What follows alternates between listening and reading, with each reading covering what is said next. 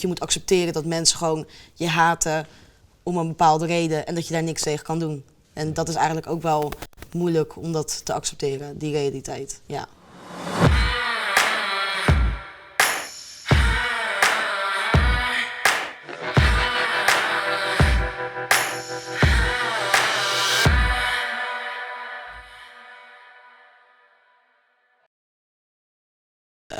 Ik zat dan op een gegeven moment in een nachttrein en toen kwam er op een gegeven moment een jongen langs en die zat mij al een beetje aan te kijken.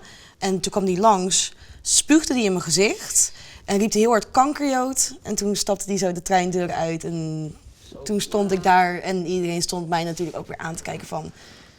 Wat is er net gebeurd? En dat ik toen gewoon maar met heel veel schaamte zeg maar, zo mijn gezicht heb afgeveegd. En... Waren er geen mensen, zeg maar, omstanders die dan... Ja, maar ze doen niks, dat is het. Dat vind ik heel belachelijk eigenlijk. Ja. Maar ook niet iemand die het gezien heeft en later naar jou toe is gekomen van... Nee, ja, mensen stonden me wel aan te kijken. En ik denk dat de meeste mensen ook wel een beetje zoiets hadden van...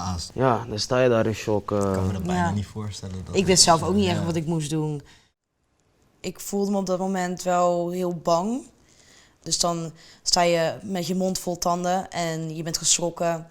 En het is opeens zo van dat mensen dat merken. Of dat mensen zich daar zo erg mee bezighouden. Of zich zo gekwetst voelen door een kettingje dat ze dan dit soort reacties uitlokken. Ja.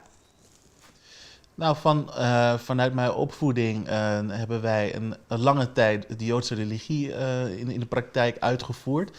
En wij hadden een menorah, dat is een soort van een Joodse kandelaar eigenlijk, hadden wij voor het raam staan. En daar is wel eens gebeurd dat wij inderdaad eieren op ons raam kregen. Of als wij Chanukka vierden en de kaarsjes bij het raam zetten, dat daar inderdaad negatief op gereageerd werd vanuit de buurt.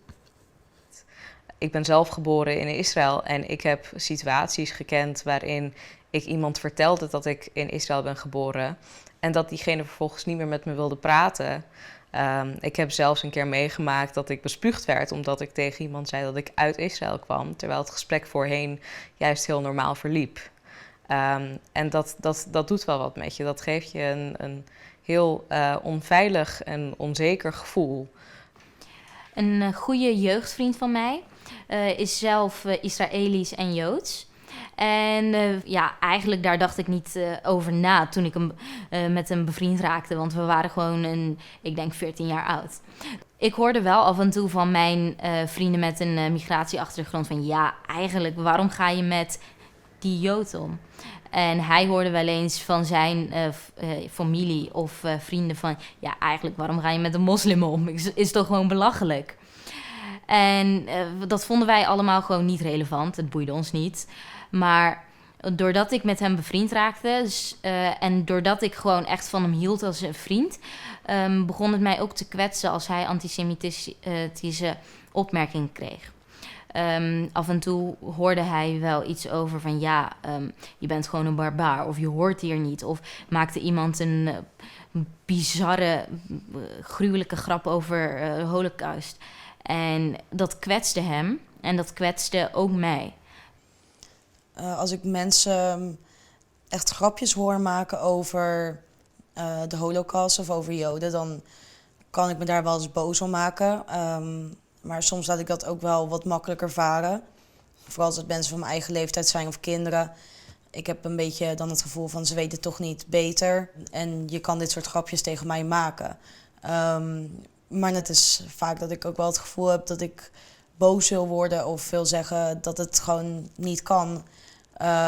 En als het oudere mensen zijn, dan heb ik vaker het gevoel dat ze beter zouden moeten weten. En als het via de media naar buiten komt, dan kan het me wel heel verdrietig maken om te zien hoe groot de omvang is van mensen die zich zo haatdragend kunnen uiten. Soms heb ik ook het gevoel dat ik mijn gedrag aanpas op de mogelijke vooroordelen die mensen over mij zouden kunnen hebben. Zoals dat ik bijvoorbeeld het stereotype dat Joodse mensen bijvoorbeeld heel gierig zijn. En dat ik dan eigenlijk niet op mijn geld wil letten, omdat ik bang ben dat mensen dan van mij denken dat ik gierig ben omdat ik Joods ben.